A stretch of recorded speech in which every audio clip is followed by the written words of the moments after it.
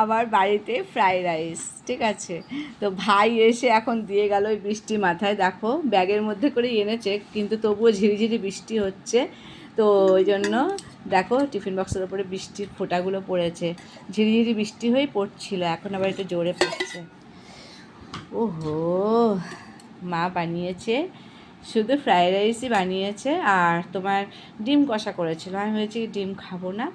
আর দুপুরবেলায় আবার মা যেটা রান্না করেছিল পুঁই শাক দিয়ে চিংড়ি মাছ দিয়ে, সেটা আবার সন্ধেবেলায় আমি যখন বাড়ি ছিলাম না, মেয়ের কাছে দিয়ে গেছে ভাই। মা আচার বানিয়েছে আমাদের গাছেরই কাঁচা আমের আচার, তো জেলি জেলি টাইপসের মেয়ের জন্য মা বানিয়েছিল, তো সেটা দিয়ে গেছিলো। তখন আমার ভাইয়ের সঙ্গে দেখা হয়নি।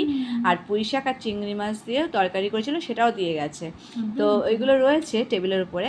আবার এখন ভাই বলছে যে দাঁড়া, ফ্রাইড রাইস আমি বায়না করেছিলাম মাকে, তো মা বানিয়েছে, দেখো কতটা। আমাদের দুজনের ডিনার আজকে এটাই হয়ে গেল, শুধু শুধু এটাই খেয়ে নেবো। তাই মাকে বললাম ডিম কষা পাঠিও না, এটাই আমরা খেয়ে নেবো। ও দারুণ দারুণ, সুপার। দিয়াকে ফোন করে বলে দে যে দারুণ বানিয়েছ।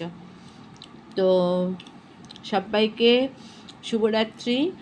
আর ঘরে ঘরে না এরকম ভাই বোনের বন্ডিং, ভালোবাসাটা যেন চিরস্থায়ী হয়।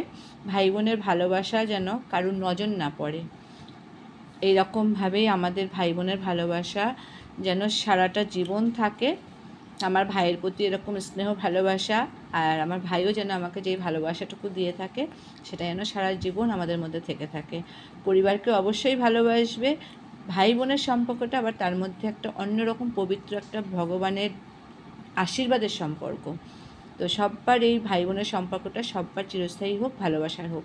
সবাইকে শুভরাত্রি, ভালো থেকো, সুস্থ থেকো সবাই, টাটা।